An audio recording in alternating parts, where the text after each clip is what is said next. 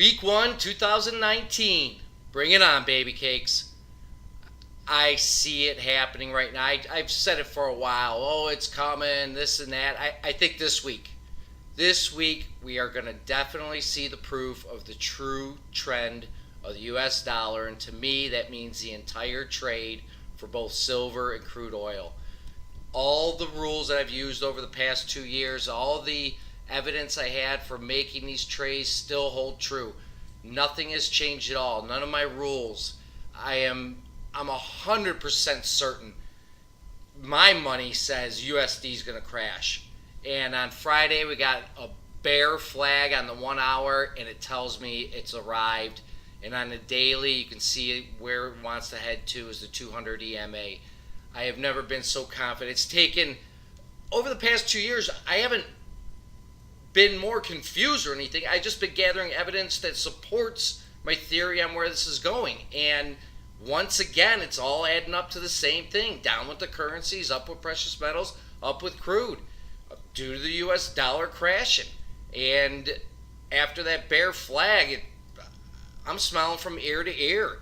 I have a good feeling that this week, all the arguments are going to stop.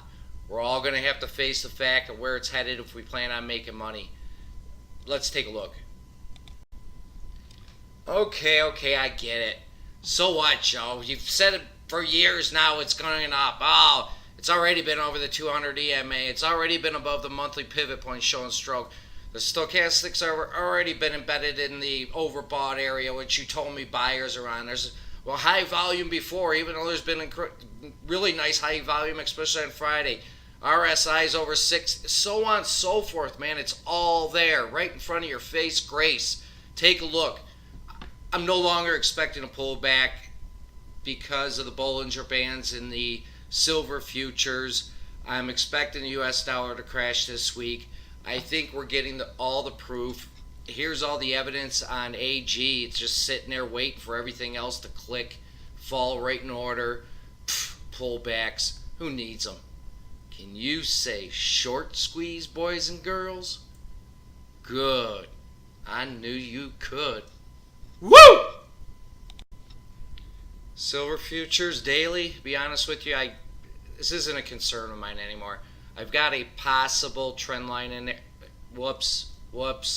A possible resistance line. I can't call it a trend line because there's only 2 hits, which means it's nothing. You can draw a point to a point anywhere on the chart. Doesn't mean shit. So this is nothing, but I'm just looking at possible resistance areas.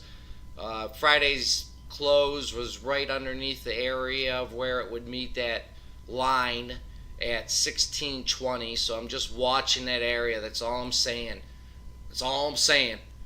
I don't really care about this right now. Everything's based off the U.S. dollar. I feel that crash coming. So for shits and giggles, here it is.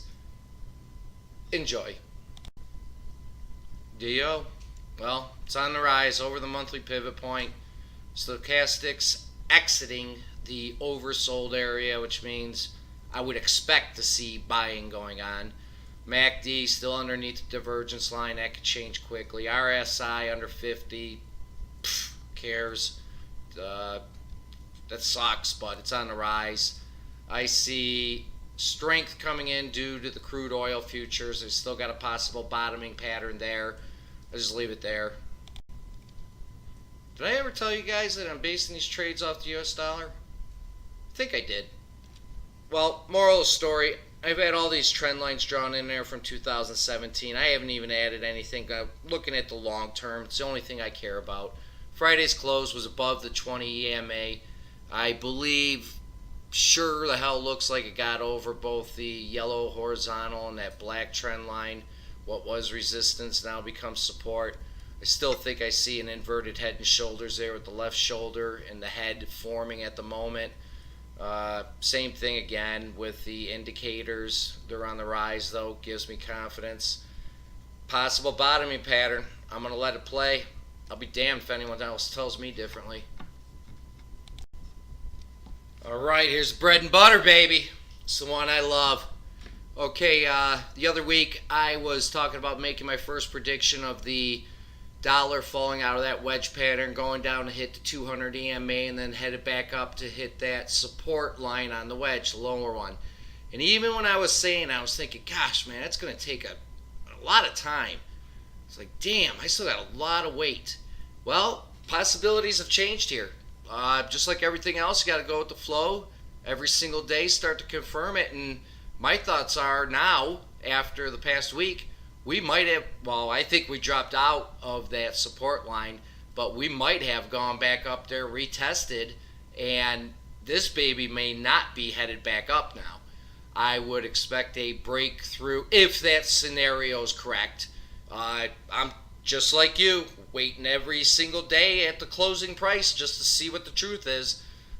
Just throwing scenarios out there, but if that really did retest and the market's happy with that, we did go up and hit the 20 and the 50 EMA from underneath, showing weakness, meaning not strength, but weakness, since it didn't get over and find support.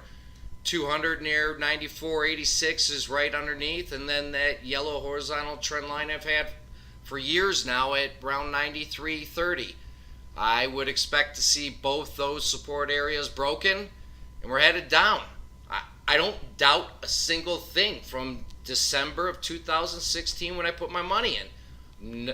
Everything is still the same. All the evidence, all the reasons. I just have more evidence now. And even better yet, these little indications. I told you, short-term moves don't mean shit to me. You should not base any decisions on them.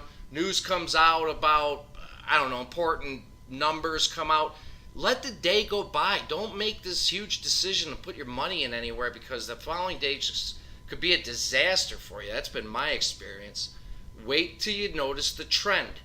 And even though I got a short term coming up here on the hourly, something real interesting. Little indication giving us little clues of what might possibly be coming up.